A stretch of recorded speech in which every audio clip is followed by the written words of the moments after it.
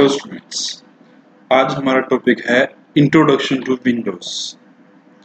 Windows operating system जो हम use करते हैं उससे आज हम थोड़ी सी इंट्रोडक्शन करेंगे। उसमें कौन से फंक्शंस हैं, हमें इसकी जरूरत क्यों पड़ी, ये सभी आज हम इस लेक्चर में डिटेल में देखेंगे। तो let's start introduction to Windows. Okay, Windows actually है क्या? जैसा कि आप इमेज में यहाँ पे देख पा रहे हो, हमने यहाँ पे इमेज में एक पिक्चर यूज की है जो रिप्रेजेंट कर रहा है एंड यूजर। सबसे नीचे है एंड यूजर, उसके बाद है ऑपरेटिंग सिस्टम, फिर है hardware. Okay, so operating system is a system software which act as an interface between the end user and computer hardware। यानी कि ऑपरेटिंग सिस्टम एक ऐसा सिस्टम सॉफ्टवेयर है जो एक यूजर के और हार्डवेयर के बीच में एज ए इंटरफेस काम करता है। यानी कि जो मशीन है उसके काम करने का तरीका है 0 और 1 से। मींस जो कंप्यूटर की लैंग्वेज है वो 0-1 है और जो ह्यूमन है उसकी लैंग्वेज इंग्लिश, हिंदी, पंजाबी और व्हाटएवर जो भी हम यूज करते हैं वो होती है। बट ना तो एक ह्यूमन हार्डवेयर की लैंग्वेज को समझ सकता है, ना ही हार्डवेयर ह्यूमन की लैंग्वेज को समझ सकता है। इसलिए जो ऑपरेटिंग सिस्टम है वो ह्यूमन की लैंग्वेज को हार्डवेयर यानी कंप्यूटर की लैंग्वेज में कन्वर्ट करता है और कंप्यूटर की लैंग्वेज को ह्यूमन की लैंग्वेज में चेंज करता है और दोनों की जो अंडरस्टैंडिंग है वो बनाता है, इसलिए हम इसको यूज करते हैं। Every computer must have at least one operating system to run other programs। अभी हमने पढ़ा कि हर एक कंप्यूटर पे कम से कम एक ऑपरेटिंग सिस्टम होना चाहिए जो कि प्रोग्राम्स को रन कर सकता हो। इसका मतलब ये है कि आपके कंप्यूटर के अंदर एक से ज्यादा ऑपरेटिंग सिस्टम हो सकते हैं। आप विंडोज भी यूज कर सकते हो, आप डिस्क ऑपरेटिंग जो डोस आता है पहले डिस्क ऑपरेटिंग सिस्टम वो भी यूज कर सकते हो। आप कोई भी और लाइनक्स या यूनिक्स कोई भी और ऑपरेटिंग सिस्टम भी साथ में ही इंस्टॉल कर सकते हो और डिपेंड करता है कि आप कौन सा ऑपरेटिंग सिस्टम किस टाइम यूज कर रहे हो। An application like Chrome, MS Word, games, etc. needs some environment in which it will run and perform its task. The operating system helps you to communicate with the computer without knowing how to speak the computer's language. It's not possible for the user to use any computer or mobile device without having an operating system। जैसे कि हम पहले बात कर चुके हैं, computer में या मोबाइल में जो ऑपरेटिंग सिस्टम होता है उसको इसलिए यूज किया जाता है कि वो एक इंटरफेस क्रिएट करता है ह्यूमन के बीच में और कंप्यूटर के जो मशीन है उसके बीच में। अगर ऑपरेटिंग सिस्टम नहीं होगा तो ना तो हम मोबाइल यूज कर पाएंगे, ना ही हम अपना लैपटॉप और कंप्यूटर यूज कर पाएंगे। Okay, so next is need of an operating system. अब में एक चीज तो हमने पढ़ लिया कि ऑपरेटिंग सिस्टम की यूज करते हैं क्योंकि ये इंटरफेस के तौर पे काम कर रहा है बिटवीन ह्यूमन एंड मशीन। अब दूसरी चीज क्या है कि हमें इसकी जरूरत क्यों पड़ी। अब सिर्फ एक ही काम नहीं है ऑपरेटिंग सिस्टम का, कुछ और भी बहुत सारे काम हैं, बहुत सारी जरूरतें हैं ऑपरेटिंग सिस्टम की जिसके लिए हम इसको इंस्टॉल करते हैं। इसमें से कुछ फीचर्स जो हैं अभी हम नीचे से डिस्कस करेंगे। सबसे पहला फीचर है मेमोरी मैनेजमेंट।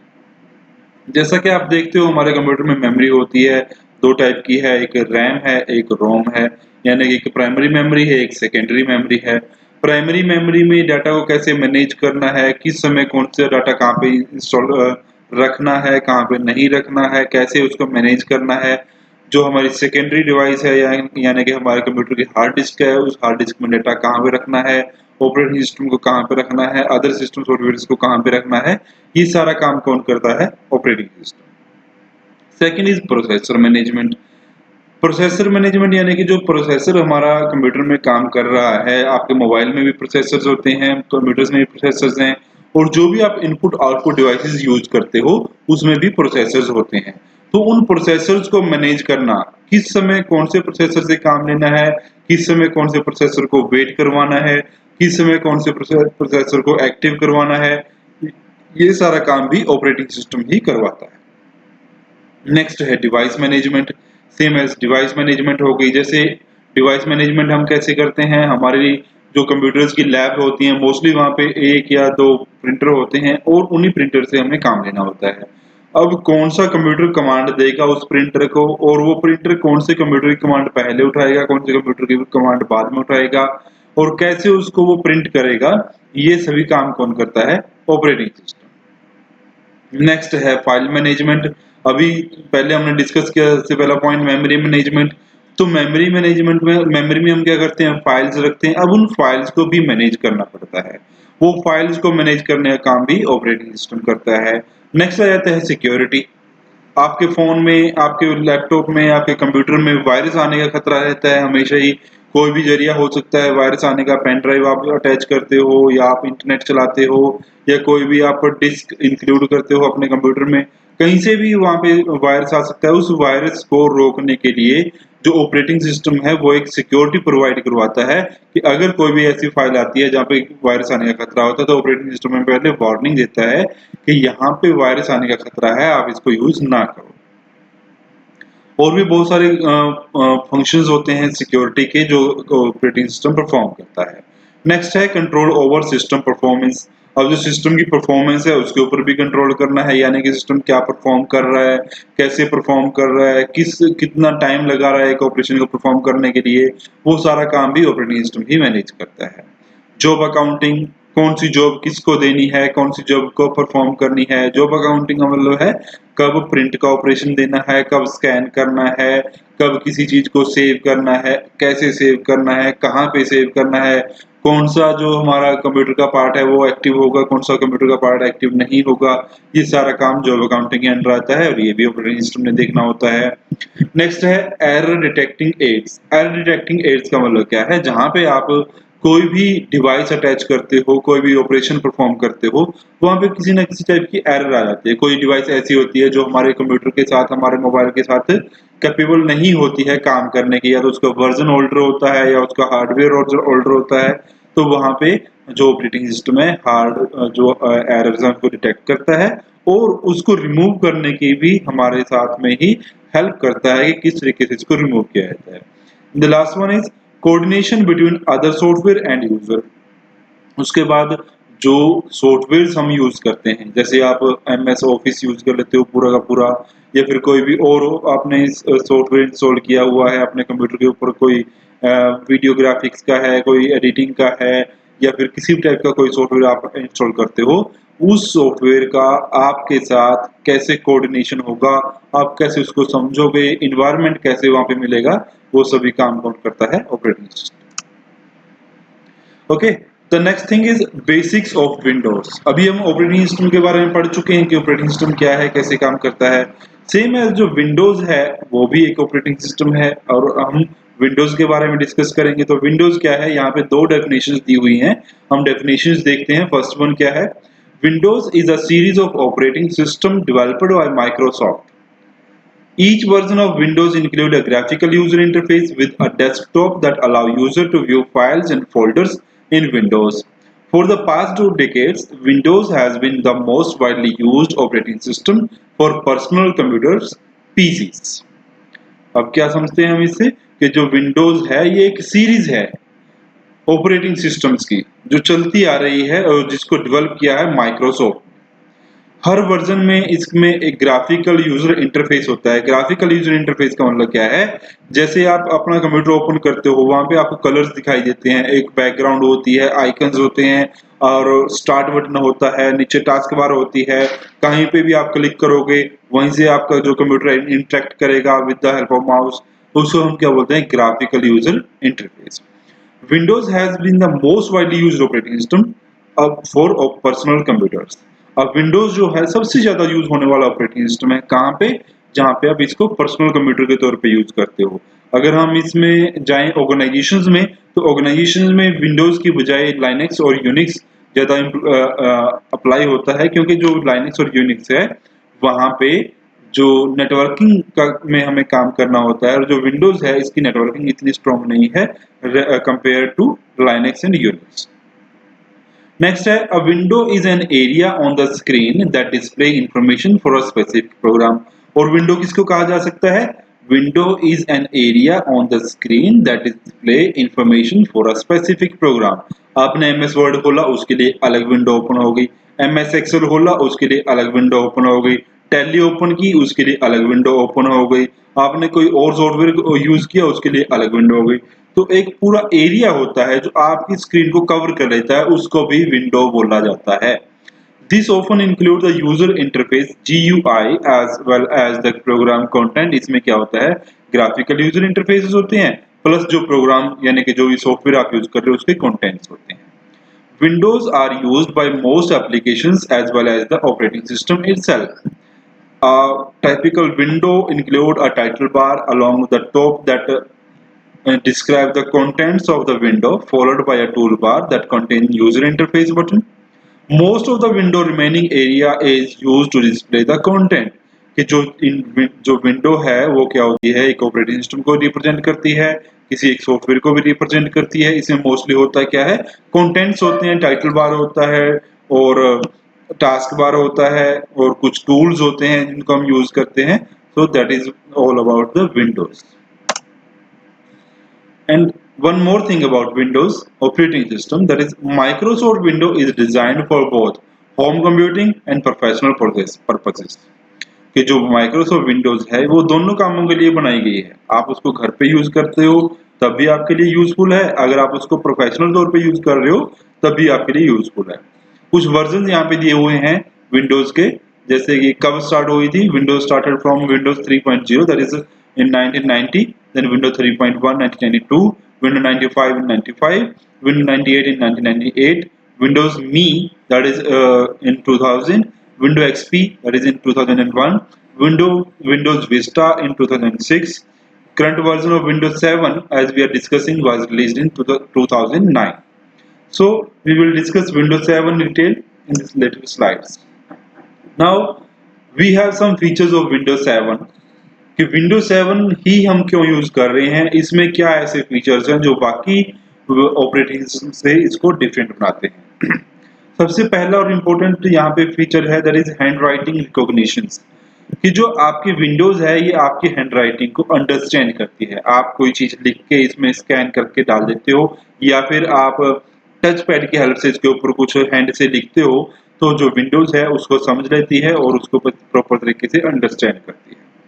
सेकेंड है support for virtual hard disc. अब आप वर्चुअल हार्ड डिस्क अगर इसमें यूज करोगे, वर्चुअल हार्ड डिस्क का कॉन्सेप्ट क्या होता है कि जब आपके पास एक हार्ड डिस्क प्रॉपर्ली यूज नहीं हो रही है तो आप उसको दूसरी हार्ड डिस्क को as a main hard disk use करते हो, उसको हम बोलते हैं वर्चुअल हार्ड डिस्क।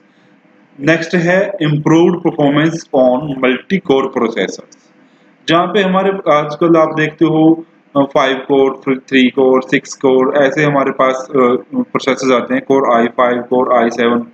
तो जो विंडोज 7 है ये सभी पे बहुत ही अच्छी परफॉर्मेंस देती है, इसलिए हम इसको यूज करते हैं। नेक्स्ट है इम्प्रूव्ड बूट प्रोसेस।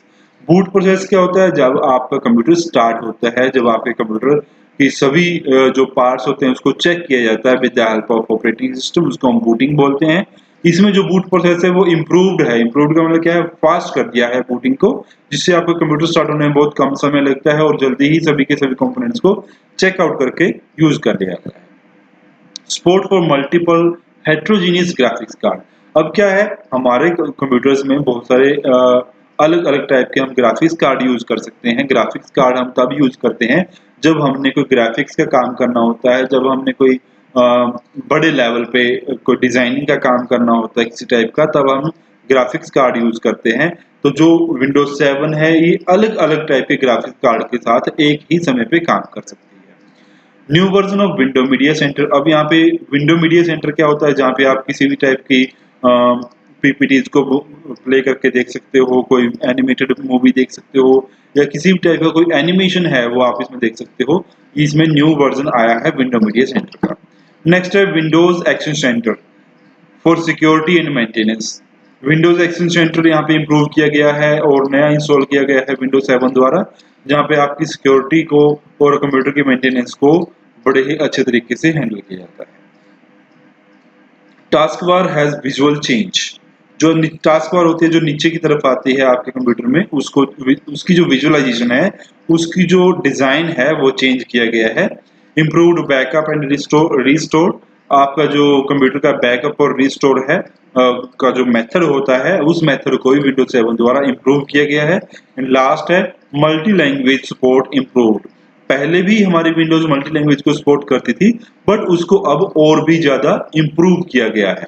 तो ये कुछ फीचर्स हैं विंडोज 7 के जो हमने यहाँ पे देखे हैं।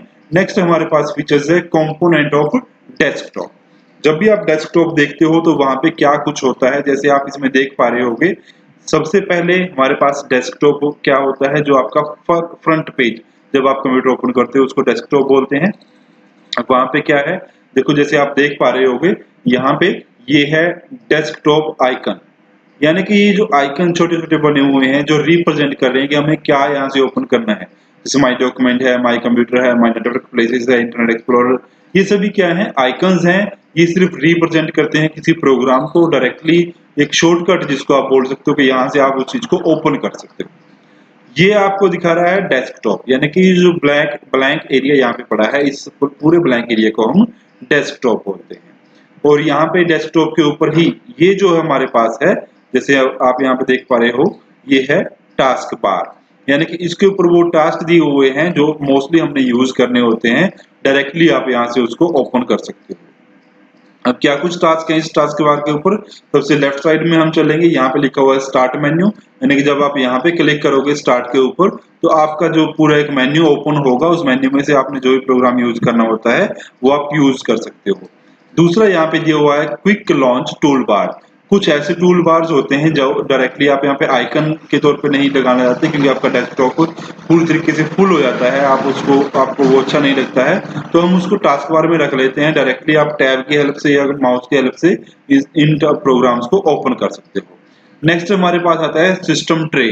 सिस्टम ट्रे में हमारे पास क्या कुछ लगा हुआ होता है, जैसे हमारे कंप्यूटर का नेटवर्क कहाँ पे किससे कनेक्टेड है, साउंड सिस्टम क्या है, ग्राफिक्स कैसे हैं, और इसमें हमारे पास एंटीवायरस वगैरह हमने कौन सा रखा हुआ है, ये सभी आते हैं सिस्टम ट्रे में। साथ में एक चीज और आती है, उसको हम बोलते हैं क्लॉक, जो आपके कंप्यूटर का टाइम रिप्रेजेंट करती है। तो ये था सब कुछ डेस्कटॉप के बारे में। आप देख चुके हो आपके कंप्यूटर के ऊपर भी यही चीज होती है। ओके, नेक्स्ट हमारा टॉपिक है इसके अंदर ही, that is Windows 7 start button. जो स्टार्ट बटन है वो कैसा होता है और कैसे वो काम करता है, ये आप देख पा रहे होगे स्क्रीन के ऊपर। ये जो है एक गोल बटन जो होता है, इसको हम स्टार्ट बटन बोलते हैं। विंडोज का यहाँ पे लोगो बना हुआ होता है। जैसे ही आप इसके ऊपर क्लिक करते हो, एक मेन्यू, इस तरीके का मेन्यू आपके सामने ओपन हो जाएगा, और उस मेन्यू में से जो भी सॉफ्टवेयर या जो भी प्रोग्राम आपने ओपन करना होता है उस प्रोग्राम के ऊपर आप क्लिक कर सकते हो। आप देख पा रहे हो ट्रे की दो साइड हैं। एक साइड में हमारे पास सिंपल प्रोग्राम्स हैं, दूसरी साइड में हमारे पास लिखा हुआ है owner, document, picture, music, games. ये क्या होते हैं, डायरेक्टली आपके शॉर्टकट्स होते हैं उन प्रोग्राम्स के, या किसी डायरेक्ट लिंक दिए होते हैं। और ये इंस्टॉल्ड प्रोग्राम होते हैं जो हमने इंस्टॉल किए हैं। ये प्री इंस्टॉल चीजें होती हैं जो कंप्यूटर के मेंटेनेंस में या उसकी चेकिंग में हेल्प करते हैं। Okay, the other area is the darkest strip on the right, means अगर हम देखें थोड़ा सा बैक हम आते हैं यहाँ पे, ये जो आपने देखा था यहाँ पे, ये था हमारा स्टार्ट बटन का काम। और इसके बिल्कुल ऑपोजिट साइड में, राइट साइड में आप देखोगे वहां पे सॉरी, जो शट डाउन, जहाँ पे हम बटन पे क्लिक करते हैं वहां पे क्या होता है, एक जैसे आप ओपन करते हो इसको, ओपन करने के बाद यहाँ पे शट डाउन लिखा हुआ आता है उसके नीचे बिल्कुल। शटडाउन के साथ ही कुछ ऑप्शंस दिए होते हैं, एक एरो दिया होता है। इस एरो के ऊपर अगर आप क्लिक करते हो तो आपके सामने कुछ ऑप्शंस ओपन होते हैं, जैसे switch user, log of, lock, restart and sleep. These are shortcut for location on your computer. Okay, and sorry, the first is useful share for your computer with other, and ये जो आपके पास screen के ऊपर आप देख पा रहे हो, जैसे स्विच यूजर है। स्विच यूजर क्या करेगा, आप दो या तीन यूजर हमने मोस्टली कंप्यूटर के ऊपर बनाए हुए होते हैं। किसी यूजर का कोई काम होता है, किसी यूजर का कोई काम होता है, तो हम स्विच कर सकते हैं उसको, और दूसरे यूजर के जो डेस्कटॉप है वो ओपन हो जाएगा। उसके बाद हमारे पास आता है लॉग ऑफ। अगर आप टोटली अपने यूजर में से, आपने जो यूजर अकाउंट बनाया हुआ है उसमें से बाहर निकलना चाहते हो और कंप्यूटर को शट डाउन नहीं करना चाहते, तब आप करते हो लॉग ऑफ। उसके बाद अगर आपने कंप्यूटर को सिंपली लॉक करना है, आप कोई काम जा रहे हो, आप उसको लॉक करके जा सकते हो। और फोर्थ वन है रीस्टार्ट, जहाँ पे आप अपने कंप्यूटर को रीस्टार्ट कर सकते हो। और लास्ट में आता है एक स्लीप का ऑप्शन, यानी कि आपने अभी कोई काम नहीं करना है और आप चाहते हो कि आपकी जो बैटरी है कंप्यूटर की, या फिर जो प्रोसेस, जो रिसोर्सेज हैं वो यूज नहीं हो रहे हैं, तो आप इसको थोड़ी देर आराम देना चाहते हो तब आप इसको स्लीप मोड में छोड़ सकते हो, और जब भी आप वापस आओगे तो दोबारा सिंपली आपने एक बटन प्रेस करना है। वो बटन प्रेस करने के बाद आपका कंप्यूटर वहीं से स्टार्ट हो जाएगा जहाँ पे आप इसको छोड़ के गए थे। और उसके बाद सबके बाद अगर आप बिल्कुल ही आप इसको बंद करना चाहते हो तो शट डाउन का ऑप्शन आपके सामने होता है, आप इसको शट डाउन कर सकते हो। नेक्स्ट है विंडोज 7 टास्क बार। जो विंडोज 7 की हमारी टास्क बार होती है उस पर क्या कुछ होता है, वैसे हम इसको पढ़ चुके हैं बट फिर भी थोड़ा डिटेल में देख लेते हैं। टास्क बार क्या होती है? This is a thin strip that run across the bottom of your screen. Screen के बिल्कुल बॉटम में होती है, यहाँ पे कुछ हमारे पास आइकन्स लगे हुए होते हैं, एक स्टार्ट बटन होता है, क्लॉक होती है और कुछ नोटिफिकेशन एरिया होता है, उसको ये रिप्रेजेंट करती है। जैसे आप देख पा रहे हो स्टार्ट बटन है, क्विक लॉन्च आइकन्स हैं जैसे मोजिला फायरफॉक्स का बना हुआ है, डॉक्यूमेंट्स का बना हुआ है, या कोई भी और डाउनलोड्स वगैरह का आप यहाँ पे लगा सकते हो डायरेक्टली। ये हमारे कुछ आइकन्स यहाँ पे लगे हुए होते हैं। उसके बाद यहाँ पे नेट हमारा कनेक्टेड है, नेटवर्क हमारा कनेक्टेड है या नहीं, कोई नोटिफिकेशन विंडोज की तरफ से है या किसी और जगह से, या फिर आपके जो कंप्यूटर का डेट एंड टाइम है वो यहाँ पे रिप्रेजेंट किया हुआ होता है। There is one more area on the task bar जो बहुत कम लोग यूज करते हैं और मोस्टली इसको छोड़ दिया जाता है कि हम क्या करना है इसका, हम मोस्टली इसके ऊपर जाते भी नहीं है। आप देख पा रहे हो यहाँ पे जो रेड सर्कल बनाया हुआ है ये एक्चुअली कहाँ पे होता है? अगर आप ध्यान से देखोगे आपके कंप्यूटर में जहाँ पे क्लॉक एंड डेट दी हुई थी उसके बिल्कुल राइट साइड में ये एरिया होता है। ये क्या होता है एक्चुअली? इसको हम बोलते हैं शो डेस्कटॉप। जब आपने बहुत सारे प्रोग्राम ओपन किए होते हैं और आप डायरेक्टली डेस्कटॉप पे आना चाहते हो तो एक एक प्रोग्राम को मिनिमाइज करने के बजाय आप क्या करोगे, यहाँ पे इसके ऊपर क्लिक कर दोगे तो जहाँ पे ये रेड सर्कल दिखाया हुआ है और ये कहाँ पे है? बिल्कुल यहाँ पे। यहाँ पे जैसे ही आप क्लिक करोगे तो आपके सभी प्रोग्राम ऑटोमेटिकली मिनिमाइज हो जाएंगे और आपका डेस्कटॉप आपके सामने ओपन हो जाएगा। Okay, thank you. If you like my video please like, share and subscribe.